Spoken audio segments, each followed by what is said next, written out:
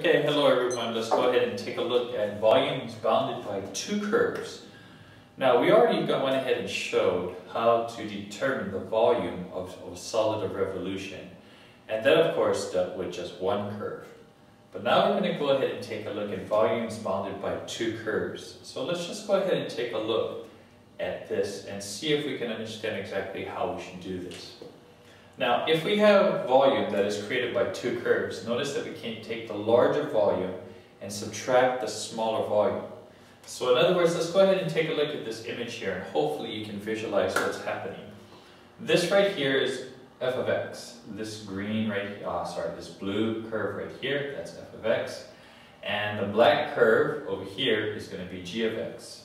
Now again, remember that one of the most important things to remember is that you really have to identify where the axis of rotation is. And we're going to say that the axis of rotation is again going to be the x-axis. Now, if we go ahead and consider what we did in the previous lesson when we talked about volumes of revolution, if we go ahead and think about this particular function f of x, and if we rotated it, notice that it would be a solid shape that would look like that, kind of like a truncated horn. Okay, like a horn that's been cut off. But then the thing is though, is being that we have two curves, we're only considering the volume that is created that is between f of x and g of x when that area is rotated around the axis of rotation.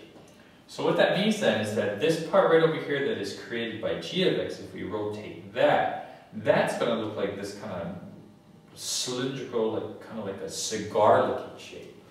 Now what we need to do is we need to go ahead and actually find the volume that is generated between the two curves, and if we do that, again, what we can do is we can just take the larger volume that is generated by f of x by rotating about the x-axis, and we can subtract the smaller volume, which is created by g of x when you rotate that about the x-axis.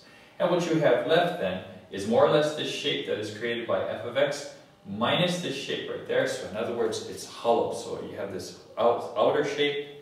It's no longer solid. There's an inner shape that has been actually scooped out, and that volume is no longer a part of the overall shape. Okay, so how do we go about actually creating that or calculating that? Now, we can always just go ahead and say that the volume of the shape is actually going to be generated by the volume of f of x, because that is going to be the larger function, minus the volume of g of x in this case, which is a smaller function. Okay, so let's go ahead and use what we know with regards to the volumes, the volumes generated by the solids of revolution. That's going to be the integral from a to b, here's a, here's b, of pi times by capital R squared d of x. Now I'm going to use capital R squared because we're talking about the larger radius. And the larger radius is going to be determined by this rectangle here that starts from the axis of rotation and goes to the curve that is further away from the x-axis. So I'm just going to go ahead and use capital R there, d of x, minus, again, the integral from a to b pi, and in this case I'm going to use the smaller r to represent the smaller radius from the axis of revolution to the function, squared d of x. So what I do then is I know that this right here is going to be f of x, that right there is going to be g of x. So what I have now is, notice that these limits of integrations are the same. Notice that pi is also the same, d of x is also the same, and this is the only thing that's different. So what I'm going to do then is I'm just going to go ahead and combine those two and say that if I go ahead and have pi times the integral from a to b of f of x quantity squared minus g of x quantity squared d of x, that's going to give me the volume of the shape. Okay?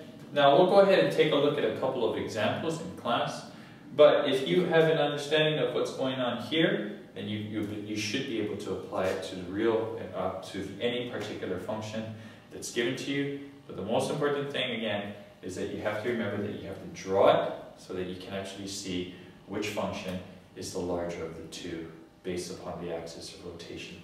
Okay, so let's go ahead and see if we can let's see if you can understand exactly how this is all working out.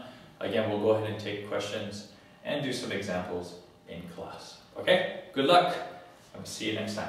Bye.